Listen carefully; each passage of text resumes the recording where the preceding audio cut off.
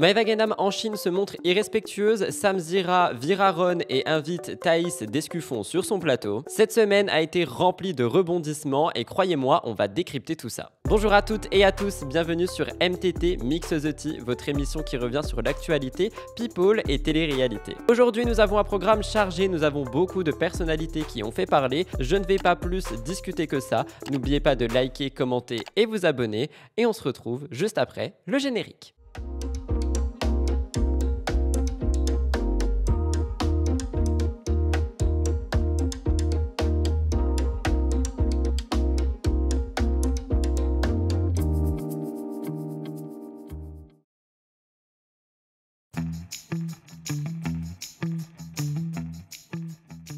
J'espère que vous passez tous et toutes un bon week-end étant donné que le soleil est enfin de mise chez nous. Petite mise au point, aujourd'hui je voulais revenir avec vous sur quelques points qui ont fait pas mal discuter au cours de la semaine. Premièrement, mea culpa par rapport à la semaine dernière, effectivement j'ai fait une grosse erreur en n'indiquant pas que la Corse faisait partie de la France. Je l'ai toujours expliqué, j'ai d'énormes lacunes en question de culture générale mais surtout en géographie et il est vrai que c'était un petit peu de mon devoir de faire des recherches plus approfondies, surtout que, si vous l'avez remarqué au tournage, j'ai voulu faire des recherches sur Google pendant le tournage, histoire de pouvoir apporter l'information la plus complète possible. Et bien la prochaine fois, je ne le ferai pas vu l'erreur que j'ai faite. Je remercie toutes les personnes qui m'ont expliqué mon erreur de manière bienveillante et respectueuse, et pour les autres, je n'ai rien à vous dire. Deuxième petit point de la mise au point, Morgane Makeup. J'en ai parlé sur ma chaîne Twitch début de semaine, et c'est quelque chose qui a fait pas mal réagir. On m'a dit oui, mais tu dis que tu la mets pas en avant, mais t'en parles quand même régulièrement.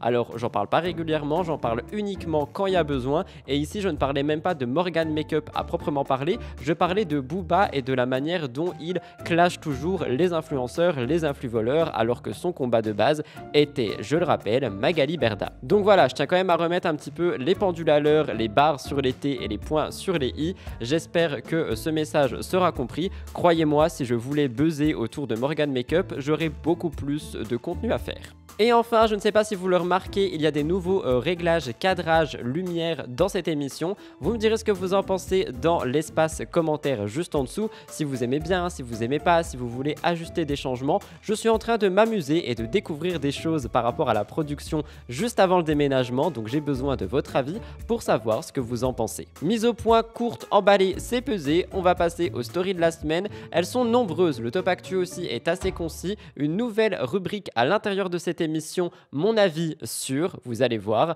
Donc c'est parti, let's go, jingle. Avant le jingle, j'allais quand même oublier, mais n'oubliez vraiment pas de liker l'émission si elle vous plaît. La semaine dernière, vous l'avez fait, on a atteint 40 000 vues les gars, je trouve que c'est incroyable pour ma chaîne. Donc merci beaucoup, n'hésitez vraiment pas à liker et à partager sur vos réseaux sociaux l'émission MTT, ça aide tellement à son développement, vous avez même pas idée. Vous faites finalement partie de cette entreprise, on va pas se mentir. Allez c'est parti, jingle.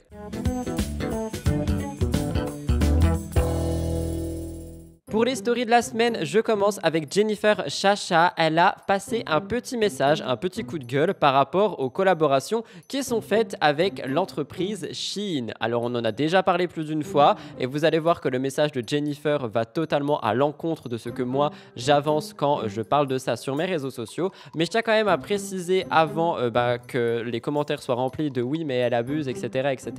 que en tant que consommateur, donc je parle pas des panneaux publicitaires que sont les influenceurs pour cette marque, je parle des personnes qui n'ont pas forcément d'autre choix que de commander Shein pour des raisons de taille, pour des raisons de budget, malgré le fait que les personnes savent effectivement que c'est un désastre écologique, que c'est un désastre au niveau des employés également, que c'est un désastre tout court. Je sais qu'il y a des personnes qui n'ont pas le choix, j'ai également eu pas le choix par avant de devoir commander sur Shein pour des tailles petits, pour des tailles et des prix qui sont vraiment faciles d'accès. Donc je veux pas de jugement envers les personnes qui consomment cette marque, il y en a qui n'ont tout simplement pas le choix. Par contre, effectivement, si vous voulez mon avis un petit peu plus tranché, les personnes et les influenceurs qui mettent cette marque en avant de manière continue alors qu'ils n'ont pas forcément besoin de mettre en avant cette marque, je trouve que c'est dommage. Et je trouve encore une fois que la seule personne qui pour moi avait passé un bon message par rapport à Shein était Chloé Cooper qui avait expliqué que oui, elle sait, mais qu'au moins elle peut proposer des offres assez abordables à sa communauté. Je vous laisse écouter Jennifer Chacha et vous me direz votre avis.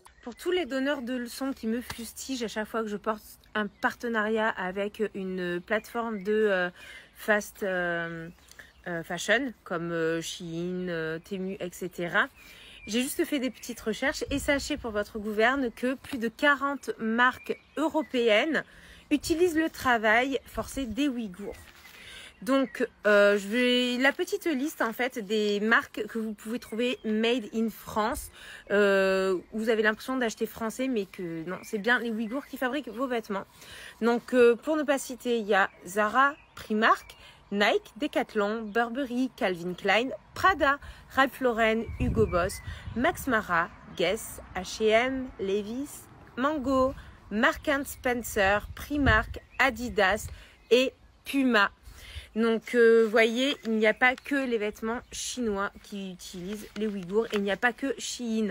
Donc, conclusion, j'en ai déduit, restez cul nus les gens. Si vous voulez plus acheter des marques made in China ou qui font malheureusement travailler les Ouïghours, restez cul nus. C'est votre seule et unique solution. Tous les gens qui me critiquent, allez dans vos placards, les donneurs de leçons, regardez les étiquettes de vos vêtements parce que la plupart, c'est pas made in France. Et toutes les marques que j'ai citées, qui sont en plus, pour certaines d'entre elles, extrêmement chères, utilisent également les Ouïghours pour la fabrication de leurs vêtements. Donc, c'est un peu facile de toujours taper sur la même marque à bas prix. Sinon, on m'attaque également sur le côté pollueur de Shein. Donc là aussi, je me suis renseignée. Sachez que Shein ne pollue pas plus que les autres grandes marques. Tout pollue en fait. Et vous, quand vous pétez, vous polluez pas, vous pensez? Sachez que quand on élimine en fait nos gaz, on élimine jusqu'à... Sachez que votre fion, il expulse jusqu'à 2 litres de gaz par jour. Donc, sachant qu'on expulse du méthane, c'est pas très bon pour la couche d'ozone non plus. Donc, péter pollue. Sachant qu'on est des milliards sur la planète, faites le calcul. Je pense que c'est une empreinte carbone bien plus importante que 3 t-shirts achetés chez Shein. Conclusion, péter, c'est bon pour la santé, mais beaucoup moins bon pour la planète. Je finirai avec l'exploitation humaine. Vous pensez qu'il n'y a qu'en Chine qu'on est exploité? Mais en France aussi, ouvrez les yeux. On est exploité de partout. Regardez l'histoire de la dame Pipi qui s'est fait virer parce qu'elle a récupéré 1 euro de pourboire, que la société récupère les pourboires, viré. Le mec à Action qui a eu la malheur de manger une saucisse, après 8 ans de bons et loyaux services, viré. Il y a de l'exploitation de partout. Vous croyez que les patrons des supermarchés, ils exploitent pas leurs employés? Les patrons, c'est comme ça, ils exploitent en fait. Et il y a pas besoin d'aller en Chine pour trouver de l'exploitation humaine. Donc, ah là là, allez péter un bon coup. Ah bah non, ça pollue. Ah. Bref, voilà, les rageux. Balayez devant votre porte avant de critiquer les autres. Vive les plateformes bon marché, c'est bon pour le porte-monnaie, c'est pas cher et vous pouvez vous habiller toute l'année. Deuxième story de la semaine, je vous parle de Polska. Polska a en effet eu un contrôle fiscal. Vous m'avez envoyé cet extrait de Touche pas à mon poste qui a été relayé par la blogueuse Lily Lapestouille. Je vais vous laisser regarder. Elle parle d'une somme quand même astronomique. Donc on peut se demander quelque chose. Est-ce que Polska a déjà déclaré ses ressources? Regardez. C'est la faute de mon comptable. C'était flou, ah ouais. Non, c'est vrai, je savais pas. Vous avez un redressement de combien? De combien vous avez été redressé? Bah beaucoup. Combien? Plus de 5 000 euros? Bah oui. Oui. Plus de 10 000 euros? Oui. Plus de 20 000 euros? Oui. Plus de 30 000 euros? Oui. Plus de 100 000 euros? Oui. Non, arrête. Attendez, s'il vous plaît, là c'est le juste fisc. Plus de 150 000? Oui. Plus de 200 000? Oui. Plus de 250 000? Oui. Plus de 300 000? Pas possible. Je crois à peu près. 300 000 euros de redressement? Possible. Combien t'as touché? Ah oui, ah bah non, mais c'est-à-dire qu'elle a vraiment rien déclaré. Pour être redressé de 300 000. Ah ouais, non, mais elle était tranquille. Tranquille, bah ouais, tiens, tu le veux, ça va venir chez toi, j'ai rien à foutre. Guillaume. Ah non, vous avez été redressé de 300 000 euros. Elle a touché un million. Bah oui, elle touchait beaucoup d'argent. Mais non. Bah oui. Daniel, tu devrais le faire, toi. Moi, je m'y mets. Toi, sur non, tu devrais faire tu feras un carton. Non mais sans déconner. En effet, on parle quand même de 300 000 € de contrôle fiscal. C'est absolument énorme. Donc je le répète, si vous êtes auto-entrepreneur ou tout simplement créateur de contenu, déclarez vos revenus si vous voulez pas finir dans le même pétrin que Polska. D'ailleurs, est-elle vraiment dans le pétrin? Parce que la manière dont elle dit ça, elle le prend surtout au-dessus de la jambe. J'ai trouvé ce réel absolument partout chez les blogueurs. Je l'ai vu chez DumpFR, je l'ai vu chez Lily la Pestouille. Il me semble aussi l'avoir vu sur Breakup News, si je dis pas de bêtises. On a une ancienne casteuse, je crois, de télé-réalité qui a fait passer un message par rapport à l'hygiène au sein des télé-réalités dans les maisons, à travers les candidats, etc. C'est quelque chose qui a fait énormément parler et honnêtement, je peux comprendre pourquoi. J'avais envie de vous le mettre en avant pour un petit peu briser ce mythe de tout est beau dans les télé-réalités au niveau des candidats, au niveau des villas, etc. Honnêtement, ça fait assez flipper. Lavez-vous les mains, regardez. Les candidats de télé-réalité sont sales, genre vraiment sales. Je suis directrice de casting pour des émissions de télé et j'ai eu la chance de participer à des émissions de télé-réalité, évidemment pas dedans, hein, à l'extérieur, en tant que, on va dire, technicienne. Je peux vous dire que j'ai vu des choses... J'ai vu des choses qui m'ont traumatisée, oui, clairement.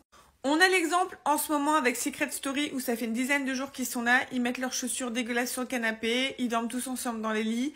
L'état du dressing, c'est un bordel. La salle de bain, je vous en parle même pas. Et bien sûr, par terre, quand tu vois les tapis, t'as des trucs dessus, enfin... C'est dégueulasse. Mais le pire est à venir. Je vais vous raconter ce que j'ai vécu il y a une dizaine d'années dans une baraque sur un gros tournage de télé-réalité. Évidemment, je me tairai sur le nom de l'émission et je vous laisserai deviner de quelle émission il s'agit, de quelle saison il s'agit, etc. Donc, on était dans une baraque, donc c'était à l'étranger, une énorme baraque de porcs. Alors oui, parce qu'il va y avoir des porcs dedans. Mais bon, bref, une baraque blanche immaculée, c'est-à-dire que tout était blanc dans cette maison.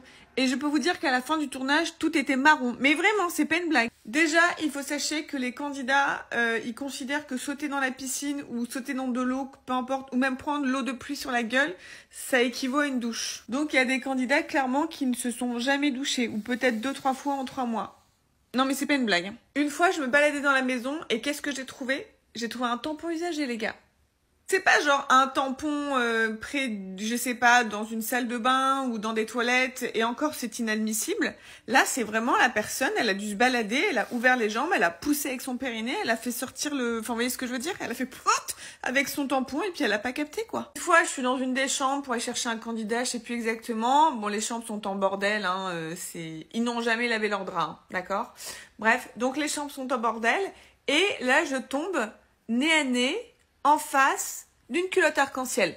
Je vous laisse définir le mot arc-en-ciel dans ce contexte. Expliquer qu'ils avaient des problèmes d'hygiène, c'est-à-dire qu'ils ne se douchaient pas et considéraient qu'aller dans l'eau, c'était se nettoyer. En revanche, ce qu'ils aimaient bien faire, c'était pisser dans la salle de bain. Pas pisser genre dans les toilettes, pisser au niveau de la douche. C'est-à-dire qu'il y avait un mur, il était jaune à un moment. Il était jaune de pisse, oui. Un truc encore plus hardcore, et accrochez-vous, c'est vrai hein, ce que je raconte, hein. C'est la vérité. Hein. Un jour, il y avait des toilettes qui étaient bouchées, d'accord? Au lieu de prévenir la prod en disant oh, on a un problème de chiottes bouchées, faudrait déboucher, enfin faire la ventouse, mettre du produit, etc. Les gars ont chié les uns après les autres, c'est-à-dire il y avait carrément une montagne de caca qui sortait des toilettes, c'est-à-dire les gars se sont amusés à chier, enfin c'est vraiment immonde, franchement ça me... Je vais même pas vous parler des allers-retours que j'ai fait chez les médecins suite à des petites maladies qu'ils se sont transmis. Voilà. A perdu la caution de la maison parce qu'elle était vraiment dégueulasse. C'est-à-dire qu'il y a une personne qui a dû venir avec une machine, une grosse machine pour poncer le sol, quoi. Sans oublier que les candidates ne se démaquillaient jamais. Bah oui, parce qu'on fait le coucher et on fait le réveil et parfois ils préfèrent dormir parce qu'effectivement ils ont que 3-4 heures de dodo, donc forcément. Et donc, non ouais, je pense à une candidate en particulier qui a pris une douche le jour où elle a eu un événement important et qui ne se démaquillait jamais. Ah oui, et le chewing-gum, au lieu de se laver les dents. Non, mais c'est pas des blagues, hein. Bref, je vais m'arrêter là parce que je vais bégère. Vous vous y attendez? Moi pas.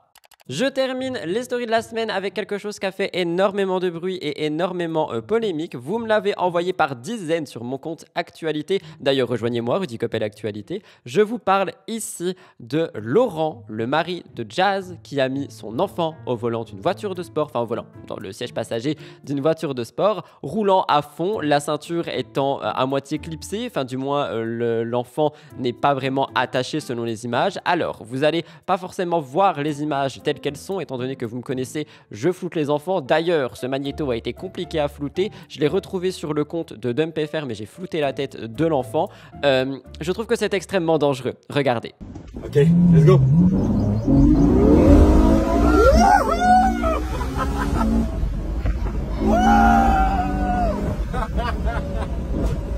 This is the sound of happiness. Yes. One more time. Yeah. One more time. Yeah. You sure? Okay, 1, 2.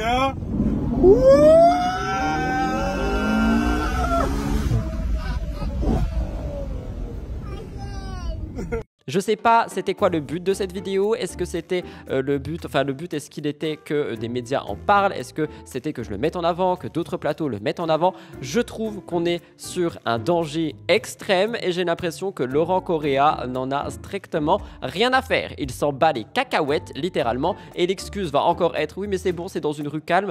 L'enfant, c'est dangereux en fait, le but c'est pas de faire toi-même un manège, vous voyez ce que je veux dire? Je trouve ça choquant, donnez-moi votre avis, même si je l'ai déjà vu qu'on me l'a envoyé vraiment par dizaines cette vidéo. C'est ainsi pour les stories de la semaine, nous allons nous retrouver pour un Top Actu, la nouvelle rubrique entre le Top Actu et le Cœur Actu, et non, ça ne concerne pas Aneya et les gros dossiers de la semaine. Je vous ai dit que cette émission allait être assez rocambolesque au niveau des actualités, je sais déjà que vous avez ressenti quelques émotions au fil de ces 4 stories de la semaine, imaginez la suite.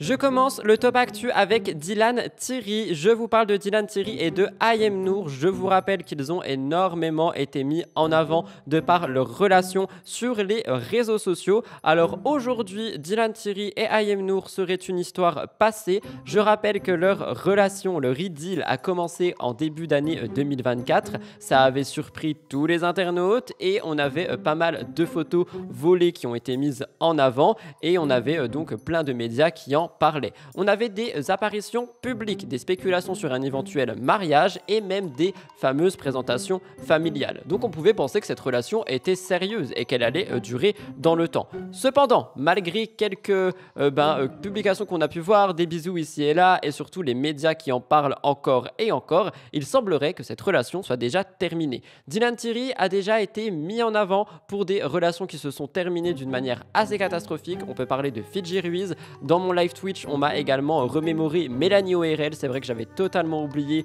tout ce qu'il avait fait comme révélation sur elle d'une manière extrêmement grotesque, je vais dire même dégueulasse sur les réseaux sociaux. Et bien cette fois-ci, à travers une publication TikTok, Dylan Thierry nous laisse comprendre qu'il ne veut plus être associé à Ayem Nour. Il ne veut plus que son nom soit associé au sien. C'est une vidéo qui a pas mal tourné. Je vous laisse écouter.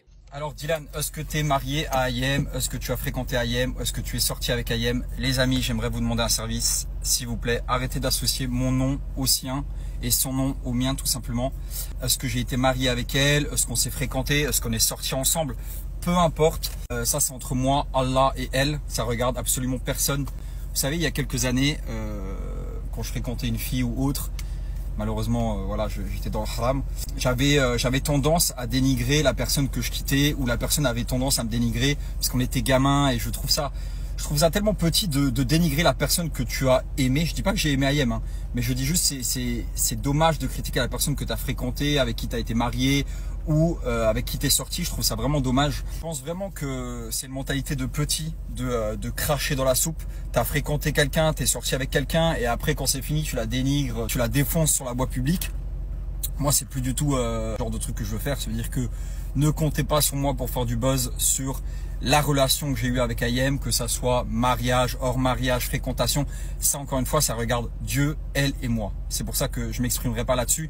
Mais s'il vous plaît, je vous demande une chose, c'est d'arrêter d'associer son nom au mien. La seule chose que vous pouvez retenir aujourd'hui, c'est que je suis célibataire. Alhamdulillah, je suis content de ça. Et Inch'Allah, un jour, je trouverai la femme de ma vie. Mais voilà, s'il vous plaît, je vous demande juste de respecter ça. Et salam alaikum à tous.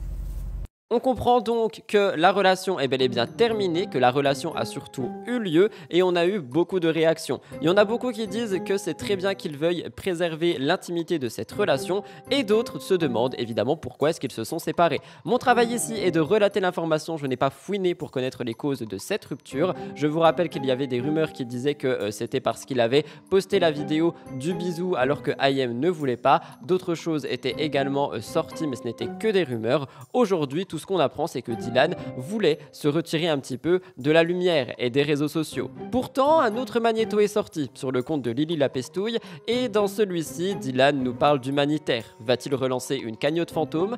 Je vous laisse juger. Ça faisait 1 an et demi que j'étais pas parti en voyage humanitaire. Ça y est, on a décidé de repartir pour l'un des 10 pays les plus pauvres du monde.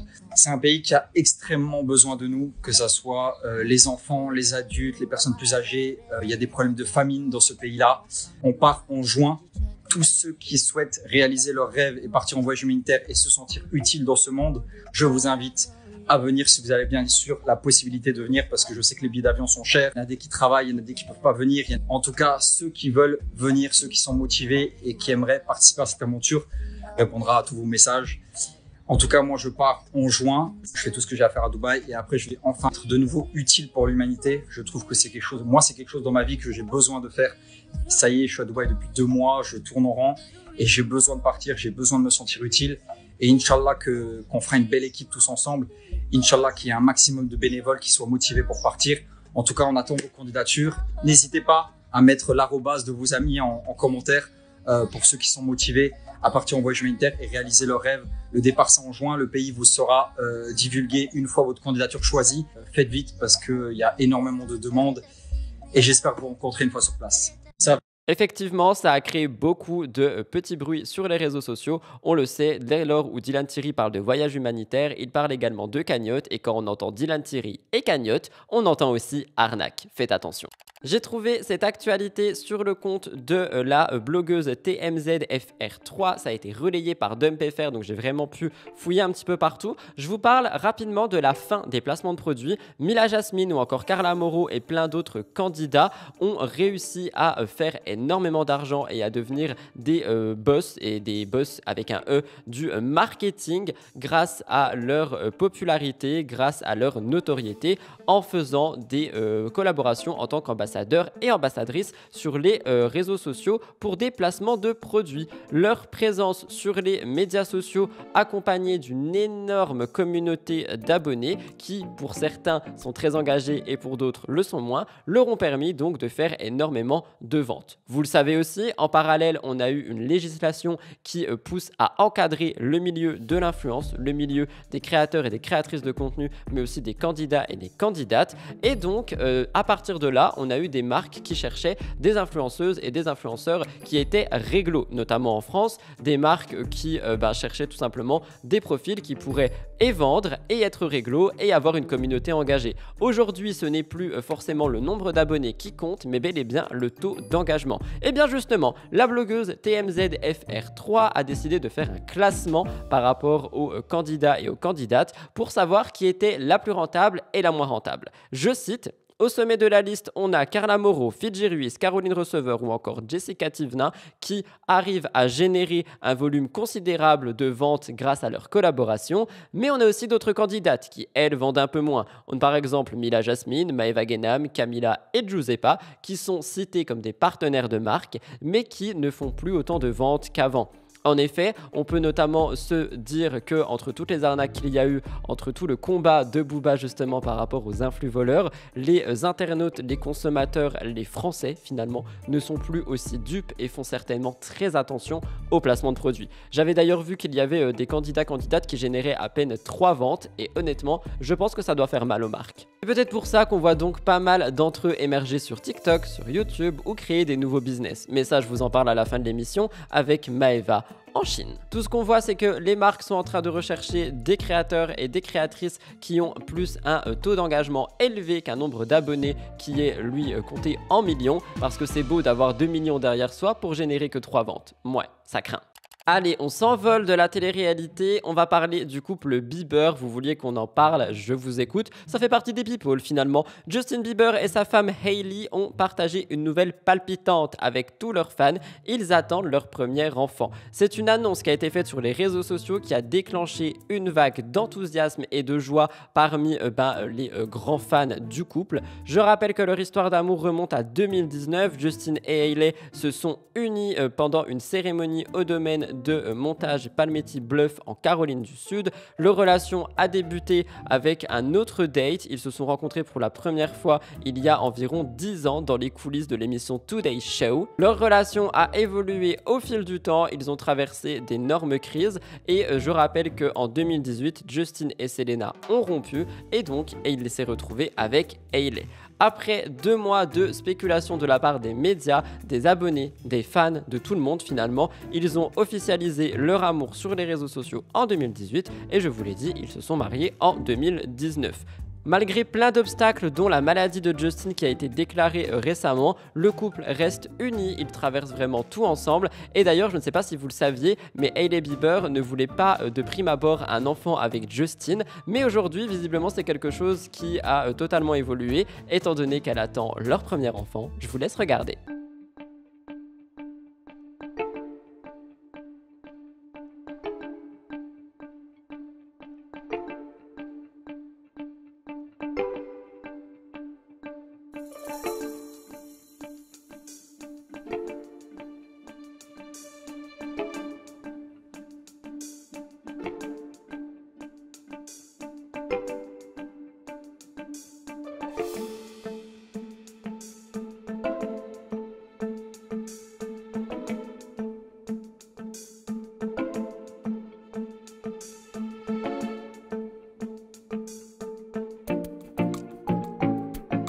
On a énormément de réactions qui ont été sur les réseaux sociaux. Il y a des millions de likes sur la publication. On voit tout le monde qui est vraiment fan de ce couple adorer cette nouvelle. Et il y a des personnes pour qui c'est juste une nouvelle comme une autre. Moi j'ai envie de vous dire, c'est de l'amour, c'est du bonheur. Célébrons-le même si on ne les connaît pas personnellement. Je trouve que tremblement de terre on connaît. Je les trouve adorablement mignons et j'espère que tout ira bien pour la suite.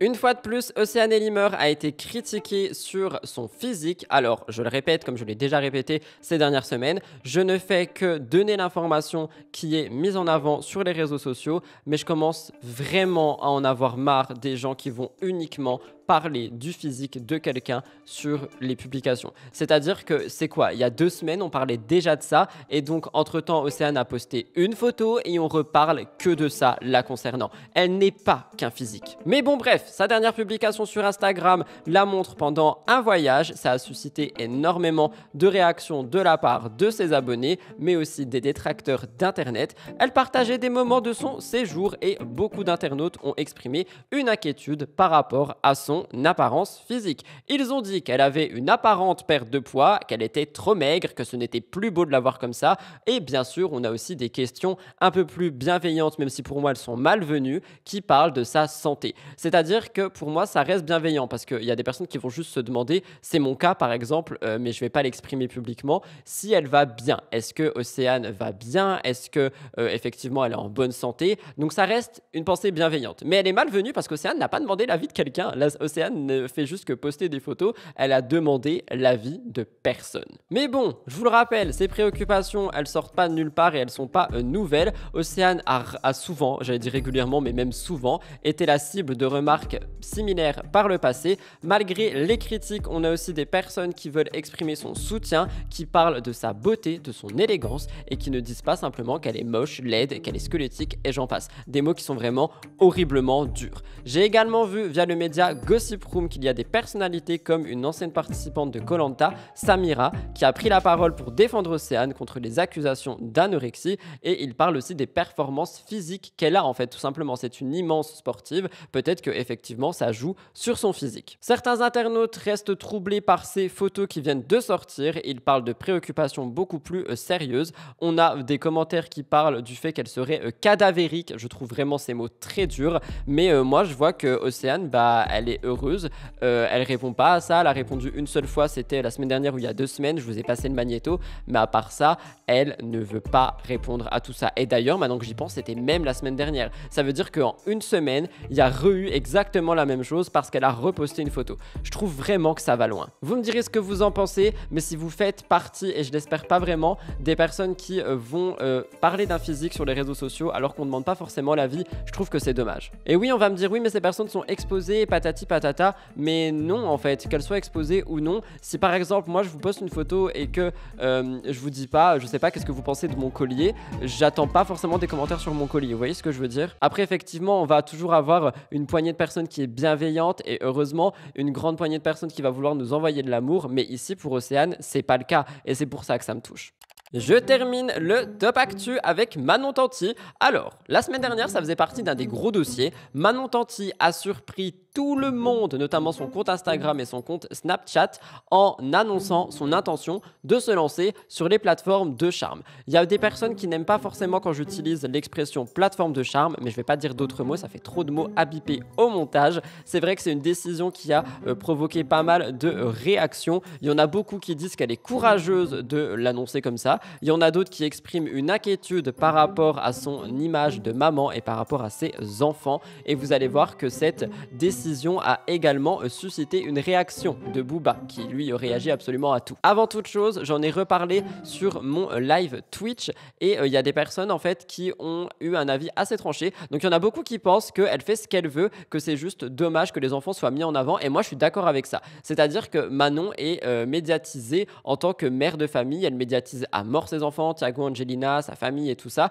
et donc en annonçant comme ça être sur une plateforme comme Mime, on pense tout de suite aux enfants parce que les enfants aussi sont ultra médiatisés, et c'est en ça que pour moi ça me dérange. J'ai un petit peu le popotin entre deux chaises par rapport à cette actu, parce que je trouve que effectivement c'est une grande dame, elle fait ce qu'elle veut, si elle veut poster des photos sur Mime, elle fait totalement ce qu'elle veut. Par contre, le fait qu'il y ait toute sa famille qui soit liée à elle et médiatisée, je sais pas si ça va vraiment être bon pour le développement des enfants. Autre chose que je voulais également mettre en avant, c'est que il y a quelques années, elle critiquait les femmes qui étaient sur Mime, les hommes aussi d'ailleurs. Elle ne voulait pas être associée à cette image et ne pas avoir cette étiquette. Et du coup, sur mon live Twitch, on s'est posé une question. Est-ce qu'on est vraiment sur un manque de revenus par rapport au placement de produits? Est-ce que c'est à cause de ça que ça pousse certains et certaines à aller sur les plateformes de charme? Je pense que oui. Et finalement, le rappeur Booba a réagi à tout ça et il a posté une petite photo de justement les comptes Mime de Manon Tanti, en écrivant quelque chose qui, je l'ai plus en tête mais vous le voyez à l'écran, qui fait référence au passé de Manon, en gros back to the reality, c'est-à-dire qu'elle retourne aux sources étant donné que Manon de base était strippeuse, si je dis pas de bêtises, ou gogo danseuse, j'ai plus le terme exact, je regardais pas la télé, enfin j'étais pas à fond au tout début, mais je sais que vous saurez me le dire dans les commentaires avec bienveillance s'il vous plaît. Et donc il y a beaucoup de personnes qui disent qu'en fait elle retourne à la case départ et qu'on n'oublie jamais vraiment d'où on vient. Je trouve honnêtement que c'est pas forcément cool de dire ce genre de choses, mais je peux comprendre que des personnes pensent ça. Mais moi c'est pas quelque chose que je dirais, je trouve pas ça respectueux. Donc encore une fois, Manon fait ce qu'elle veut, je vous rappelle qu'elle parle de photos caliente, écoutez. Plusieurs choses. J'ai fait des shootings ultra glamour, j'ai envie de dire sexy, caliente, très sensuel. Ouais, non, c'était cool, c'était chouette. En plus, j'ai vraiment pris la meilleure photographe, je l'ai ramenée de Paris, enfin de France, pardon, du Sud, exprès. Je voulais pas prendre n'importe qui, je voulais vraiment que les photos me correspondent, voilà. Et je suis incroyablement choquée de la beauté des photos qu'elle a pu me faire. J'ai l'impression que des fois, c'est même pas moi sur les photos, tellement elle est forte. Donc voilà, donc ça, toutes ces photos un peu sensuelles, un peu glamour, c'est pour une nouvelle plateforme sur laquelle je vais. Voilà, de contenu un peu exclusif. Après, j'ai fait des photos aussi en couple, et des photos glamour, et des photos normales. Et j'ai aussi fait des photos, après par la suite, mes enfants m'ont rejoint, de famille, trop mignonne.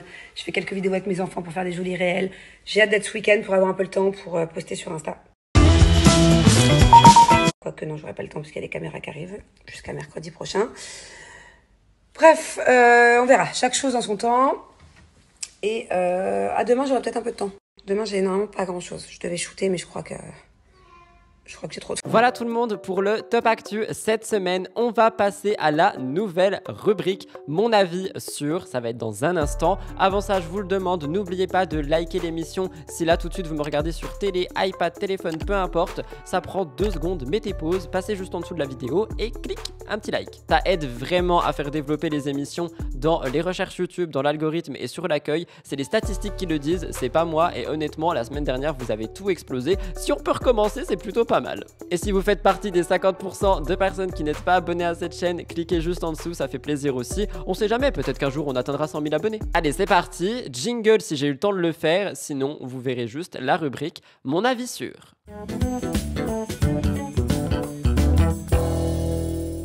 J'ai décidé de lancer cette nouvelle rubrique dès que j'ai quelque chose à dire sur des choses qui se passent dans le monde télé-réalité et people, mais que je n'ai pas forcément de matière à discuter ou peu importe. J'ai juste envie de vous donner mon avis. Aujourd'hui, dans mon avis sur, on parle de Samzira et de Aja. Il s'est passé pas mal de choses cette semaine. Premièrement, je pense que vous l'avez vu, le chroniqueur Aaron a annoncé avoir été évincé de l'émission. Il l'a annoncé dans un réel qui dure environ 4 minutes. Je vais vous laisser écouter. Avant ça, sachez que ce jour-ci, le jour de la sortie de MTT à 16h, Aaron a prévu de faire une FAQ sur sa chaîne YouTube où il répondra à toutes les questions concernant Aja. Donc si jamais vous voulez un update, mettez-le moi dans les commentaires. Aaron a donc annoncé avoir été évincé de l'émission au jour d'aujourd'hui de Samzira. Je vous laisse écouter, Samzira a réagi à ça. Les seules fois où on va voir des gens effectivement avec des formes, c'est souvent comme par hasard des formes bien placées où il faut.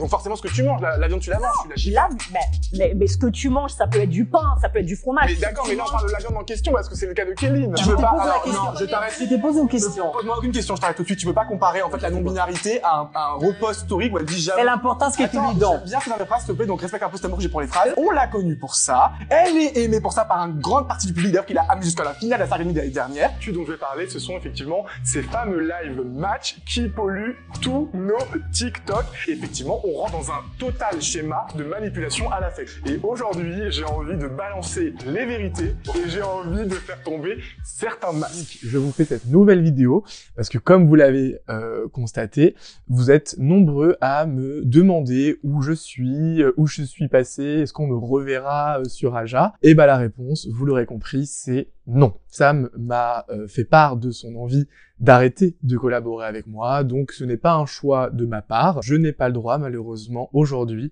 de vous révéler les raisons pour lesquelles Sam a décidé de mettre fin à notre collaboration. En revanche, ce que j'ai envie de vous dire, c'est que, voilà, rassurez-vous, oui, au début, c'était un peu compliqué pour moi d'accepter et de comprendre tout ce qui se passait.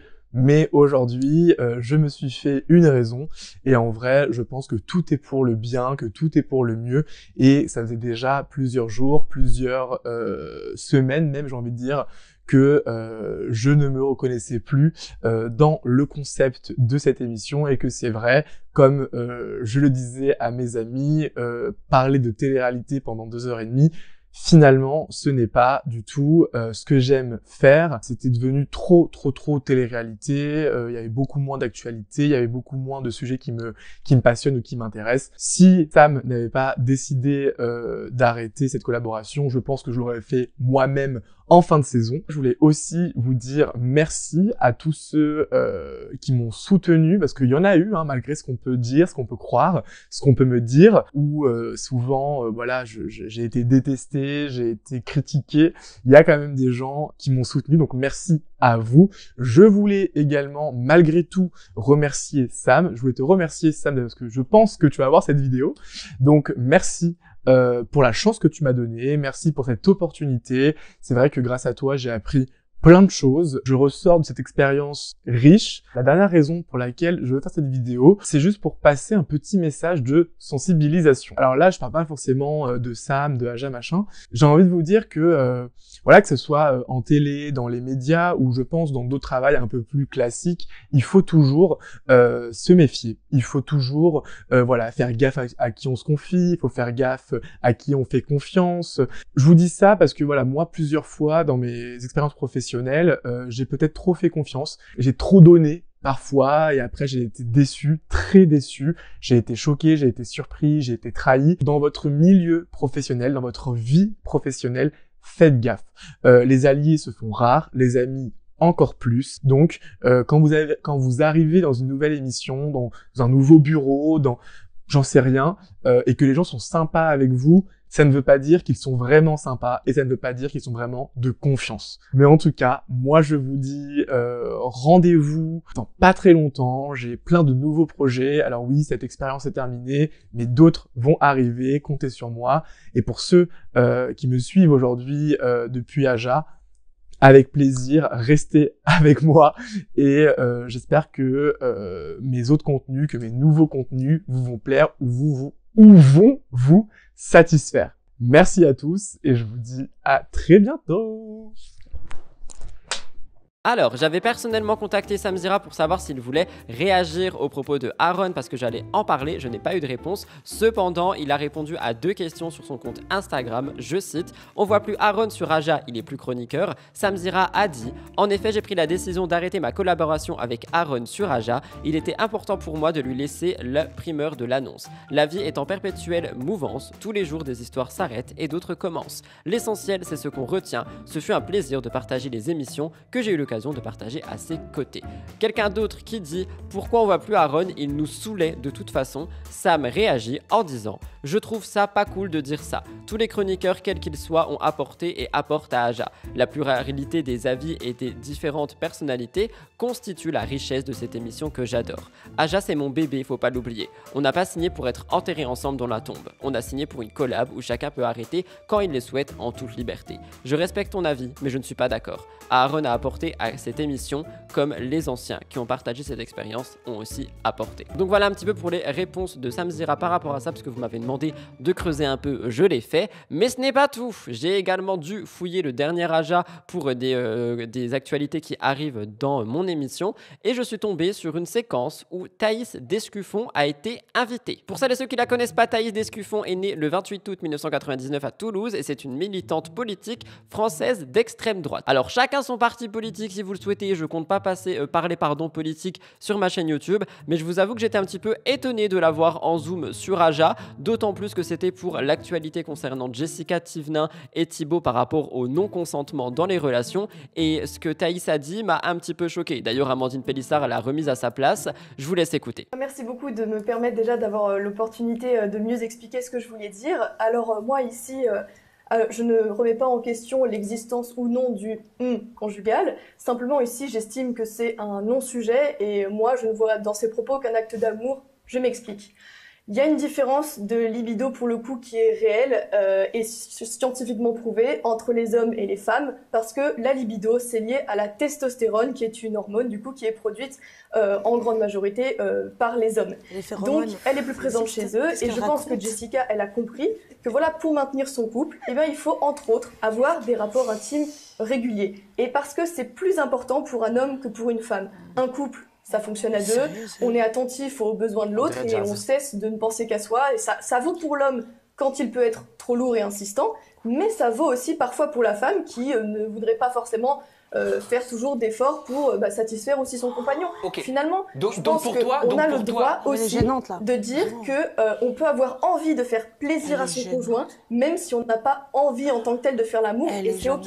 Vous m'avez pas mal demandé justement de vous donner mon avis par rapport au fait qu'elle soit invitée. Alors, je trouve ça d'un côté très bien que le plateau donne la parole à absolument tout le monde, mais j'avoue que j'ai été un petit peu étonné de voir Thaïs sur le plateau de Samzira, et il y a beaucoup de gens qui commencent donc à boycotte cette émission par rapport à ça. Je vais pas appeler au boycott ici, mais je trouve que c'est dommage de l'inviter sans forcément donner le contexte complet de qui elle est, de ce qu'elle fait et de ce qu'elle a déjà pu dire. Si vous savez, tant mieux. Si vous savez pas, je vous inviterai à faire quelques recherches. Voilà pour mon avis sûr. Vous me donnerez votre avis dans les commentaires justement si vous aimez cette rubrique. On va passer au cœur actu après le double jingle.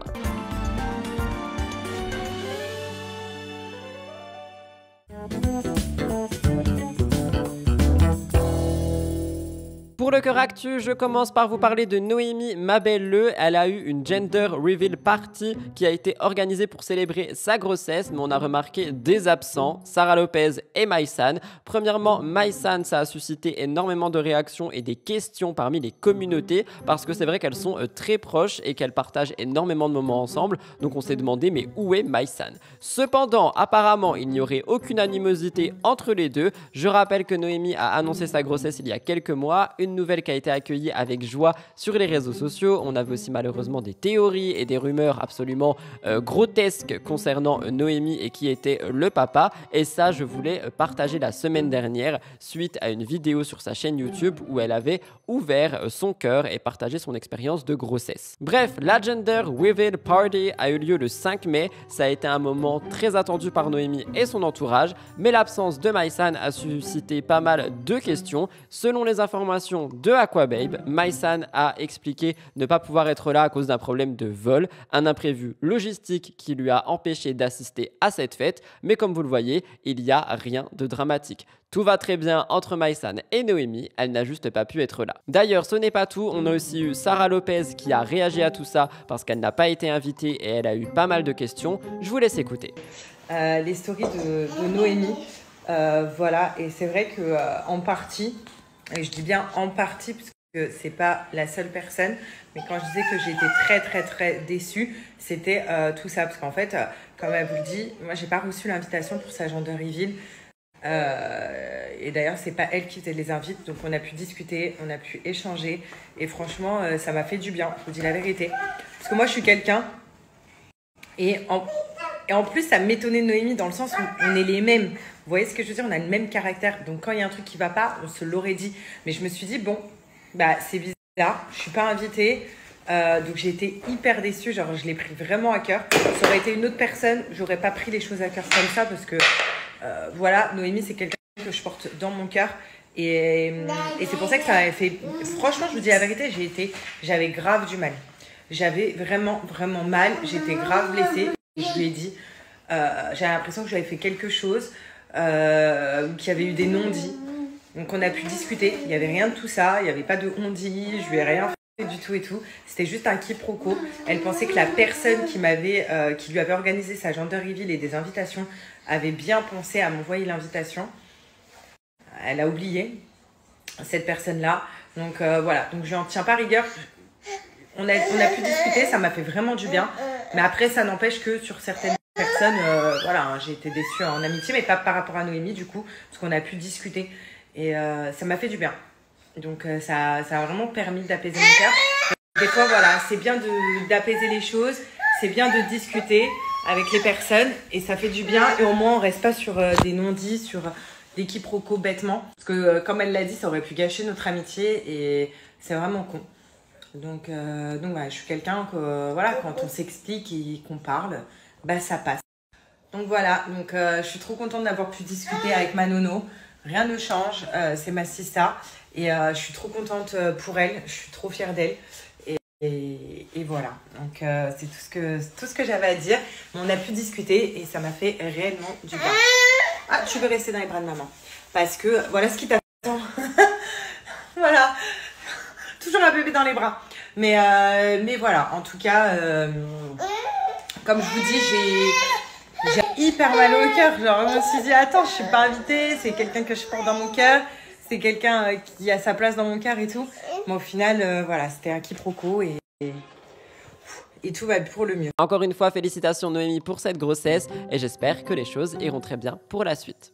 Alors, j'ai vu ça passer sur Gossip Room et officiel.fr. J'ai retrouvé le magnéto chez Dump.fr. On parle d'une potentielle séparation entre Kevin Gage et Chloé. Il y a eu énormément de réactions par rapport à ça parce que leur relation semblait être sur une voie de stabilité et de bonheur. Ça parlait mariage, ça parlait enfant. Je vous rappelle qu'après avoir été avec Carla Moreau, Kevin Gage avait retrouvé l'amour avec Chloé, une relation qui était en train de l'apaiser, qui était sérieuse. Seulement voilà, selon les dernières révélations qu'il a fait montrait Kevin sur ses réseaux sociaux, leur histoire d'amour aurait pris fin d'une manière assez soudaine. Kevin avait retrouvé l'amour dans les bras de Chloé et il avait vraiment accédé à une relation très stable, vraiment très sérieuse. Malheureusement, la vie aurait bouleversé totalement ses plans. Il a fait des déclarations récentes sur les réseaux sociaux. Il a exprimé une souffrance face à cette séparation. Il a dit que la vie est faite de choix difficiles qui peuvent causer beaucoup de douleur. Il a évoqué un besoin de prendre du recul,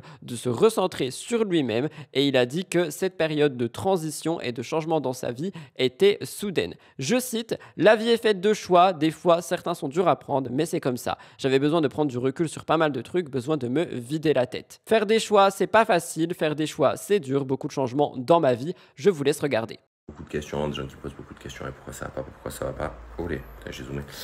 Du coup, on en parlera tranquillement ce soir, on va pas revenir sur tout longtemps. Je pense que ça sert à rien des fois d'épiloguer pendant des heures et des heures et des heures.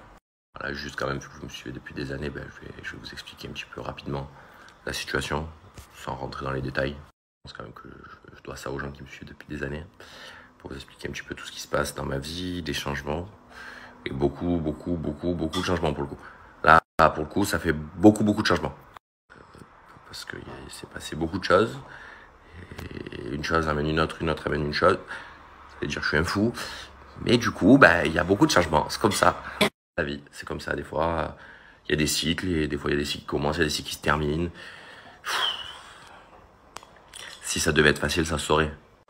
Et voilà, la vie continue de toute façon. Honnêtement, il y a eu beaucoup de réactions par rapport à ces stories parce que c'est vrai qu'on avait une relation absolument idyllique entre Kevin et Chloé qui était en train d'être mise en avant sur les réseaux sociaux. Aujourd'hui, elle semble terminée et j'avoue que même moi, ça m'a un petit peu surpris. Vous me direz ce que vous en pensez, je vous demande énormément de respect. Je sais que Kevin Gage ne fait pas l'unanimité, mais pour le coup, avec Chloé, il était irréprochable.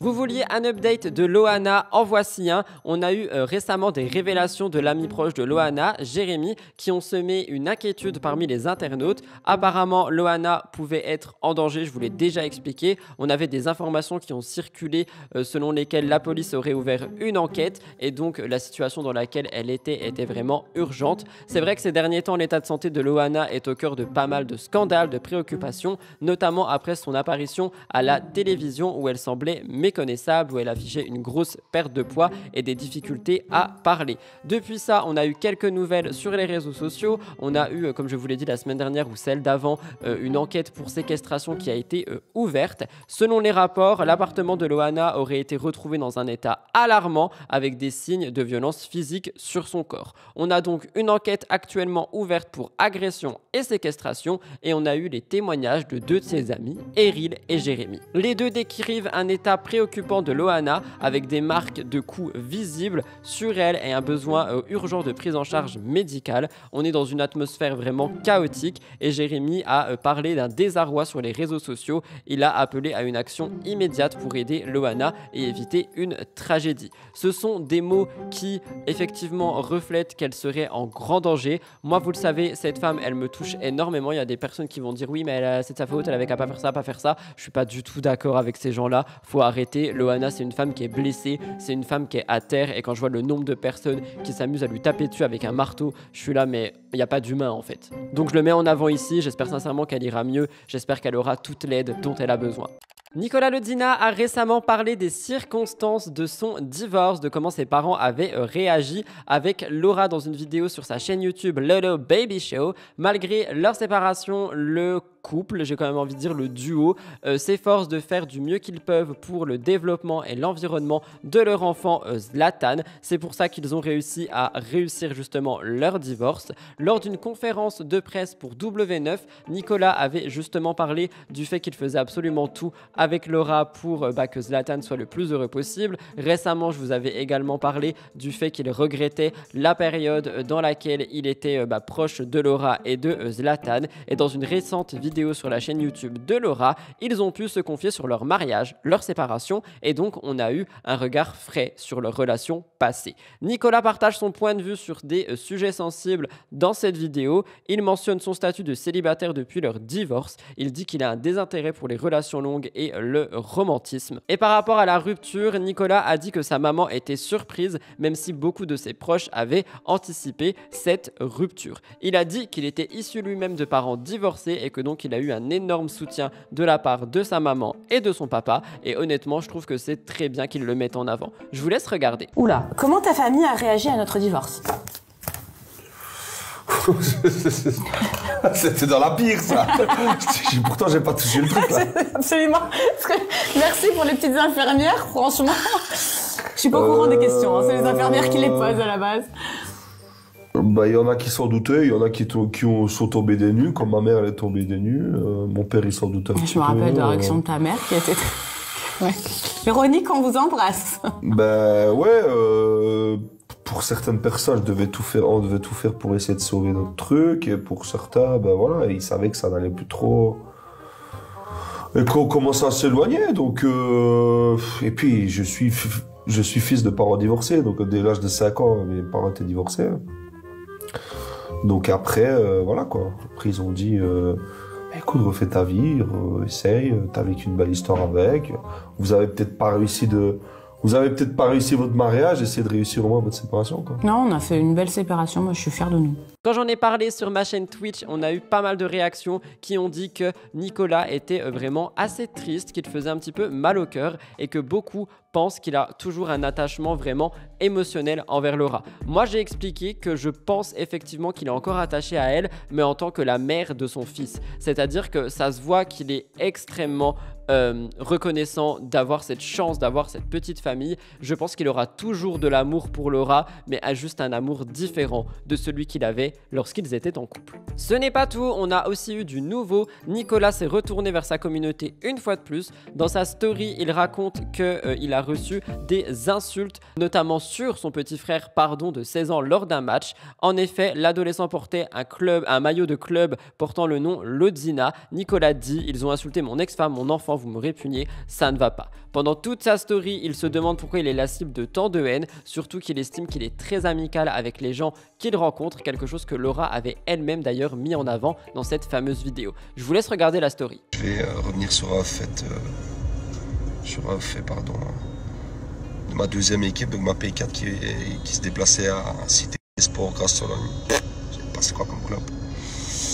Mon petit frère, âgé de 16 ans, qui évolue dans la deuxième équipe de mon club, s'est fait insulter tout le match. Je vais l'apprendre ça maintenant. De fils de pute. Ils ont parlé de mon ex-femme, de mon enfant, etc. Pourquoi? La question que je me pose, c'est pourquoi? Pourquoi autant de jalousie? Pourquoi autant de haine? Vous êtes dégueulasse, dégoûtant. On est gentil avec tout le monde. Je ne comprends pas autant de haine à mon égard, je ne comprends pas. Je prône la Belgique. Je suis fier d'être liégeois. Et je ne comprends pas toute cette haine. Je suis quelqu'un de simple, je suis quelqu'un d'accessible. Je me prends pas pour une star, je m'en branle de tout. Et on fait subir à mon petit frère ce genre de choses. Et là, je me retrouve avec un enfant de 16 ans qui n'ose quasi plus porter le maillot du club de son frère. C'est honteux, c'est une honte. Et heureusement que j'étais pas là. Bizarrement, quand je suis pas là, on entend les mouches voler. C'est une honte. Dégueulasse. Donc voilà, Cité Sport Grasse-Sologne, une partie de vos supporters, je ne vais pas dire l'entièreté, à mon avis c'était pas l'entièreté, une minorité de vos supporters ont été scandaleux à l'égard de mon frère. Et je n'en resterai pas là. Ne vous inquiétez pas. J'ai un petit peu bugué parce que honnêtement, oui, effectivement, je trouve que je comprends pas pourquoi est-ce qu'on envoie tant de haine à des personnes juste parce qu'ils portent un nom. C'est-à-dire que Nicolas, il a jamais rien fait envers les abonnés, il a jamais rien fait de mal envers les communautés. C'est même le premier à dire effectivement qu'il mendie sur TikTok. Et je sais pas, je trouve que les gens sont parfois très durs. Et de là, aller insulter son ex-femme, son enfant, sa famille au complet, je sais pas, je trouve que c'est dur et honnêtement, ça me touche un peu.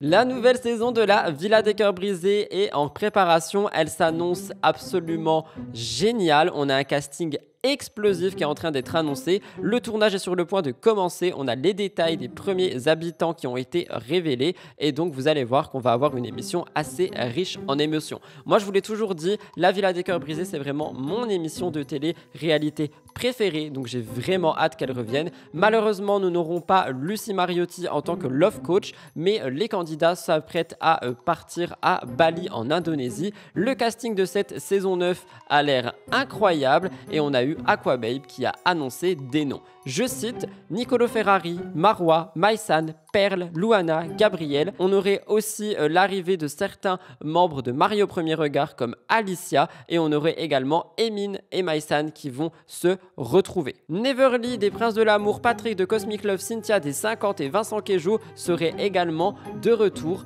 dans cette nouvelle émission. On aurait donc pour le moment 14 habitants prévus dans la Villa des Cœurs Brisés qui ont été annoncés. Tout le monde est impatient de découvrir les nouvelles intrigues, les relations qui vont se nouer et surtout les problématiques. La prochaine saison de la Villa s'annonce absolument incroyable. Personnellement, j'aimerais bien voir Mélanie Dedigama à l'intérieur pour un comeback. Je ne sais pas si c'est le cas. Si c'est le cas, ce serait incroyable. Mais ce n'est pas tout parce que selon Aquababe, d'autres candidats pourraient arriver. Comme Benoît Dubois qui a su reconquérir tout le monde dans les apprentis aventuriers. Il serait de retour dans la Villa 9. À voir si c'est vrai. C'est Aquababe qui a annoncé ça. Et j'espère sincèrement que c'est le cas parce que j'ai hâte de voir ce que Benoît pourrait offrir dans une émission comme la Villa des Cœurs Brisés. Vous me direz ce que vous en pensez par rapport au casting et au retour de la Villa. Je vous l'ai toujours dit, c'est vraiment l'émission que je préfère regarder. On apprend beaucoup de choses sur la psychologie humaine, on apprend beaucoup de choses tout court sur les candidats et j'aime beaucoup le côté humain qu'il y a dans cette émission. Le truc, c'est que effectivement, si on n'a pas Lucie, ça va être vraiment bizarre. Je m'étouffe. Je me demande vraiment qui viendra donc. Hâte d'avoir votre avis dans l'espace commentaire. Julien Tanti a fait beaucoup parler cette semaine. Il s'est récemment livré à cœur ouvert par rapport à son état de santé mentale qui a été un petit peu impacté suite aux inondations à Dubaï. Il est déjà très préoccupé par tout ce qu'il se passe. On rappelle que les inondations qui ont frappé Dubaï ont provoqué d'importants dégâts, notamment chez les Tanti. Il a perdu sa Ferrari d'une valeur de 500 000 €. C'est une catastrophe météorologique qui a eu un impact sur les biens matériels, mais aussi sur sa santé mentale. Julien Tanti, il a réussi à construire sa richesse et sa notoriété au fil des années.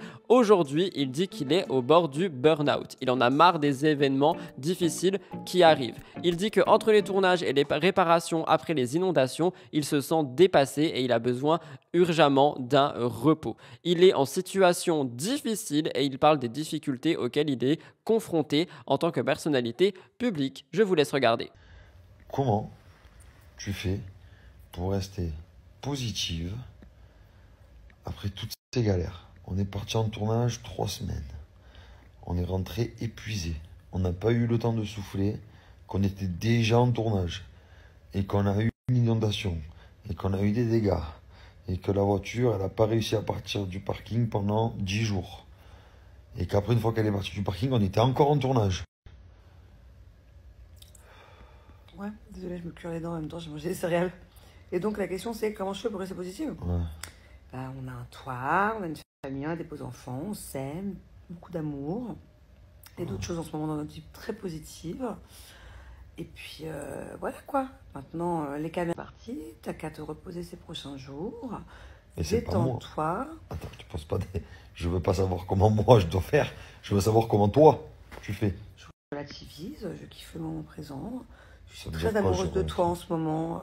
Tu es très amoureux de moi, donc moi ça me convient. J'ai toujours dit, tant que j'ai assez d'attention et d'affection de ta part, ça suffit. Je suis heureuse. Voilà, on peut même vivre où tu veux dans le monde, dans une cabane. Rien à foutre. Faut se détacher du matériel, mon amour. Ok. Faut vivre d'amour et d'eau fraîche. Ok. Alors honnêtement, je pense qu'on va me dire ouais mais la Ferrari c'est du matériel etc etc. Honnêtement je comprends que vous pensiez ça parce que bah nous on n'est pas du tout dans ce style de vie à devoir perdre une Ferrari si jamais on a une inondation et que ça soit notre seul problème. Par contre effectivement pour le côté santé mentale je peux comprendre. Il y a énormément de choses qui sont en train de se passer chez tout le monde et je pense que ce sont des choses qui peuvent effectivement impacter Julien Tanti et qui peuvent impacter son mental et son moral. J'espère qu'il arrivera à se reposer. Mais ce n'est pas tout. Et là je suis un petit peu moins content. J'ai vu quelque chose passer sur les réseaux sociaux. Il a eu des propos sur l'absence d'entreprise qu'il a en France et son choix de fermer toutes ses sociétés en France et ça a suscité énormément de réactions. Il a déclaré ça sur Snapchat, j'ai pu retrouver ça sur le compte de Lily Lapestouille. Il a dit qu'il a pris cette décision après avoir reçu des conseils d'avocats fiscalistes. Selon lui, maintenir des entreprises en France depuis l'étranger est complexe en raison de contrôles fiscaux stricts. Cependant, ces déclarations elles ont été perçues comme incohérentes par certains internautes. Je vous laisse écouter.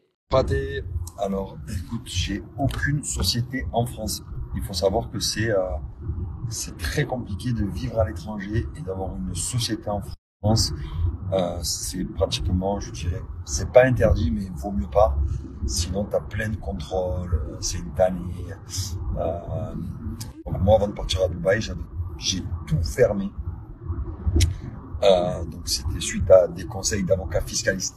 Parce que sinon, après, tu es soumis à des contrôles terribles. Ils pensent que tu sais un petit peu, je sais pas si j'ai le droit de dire ce mot sur Snap.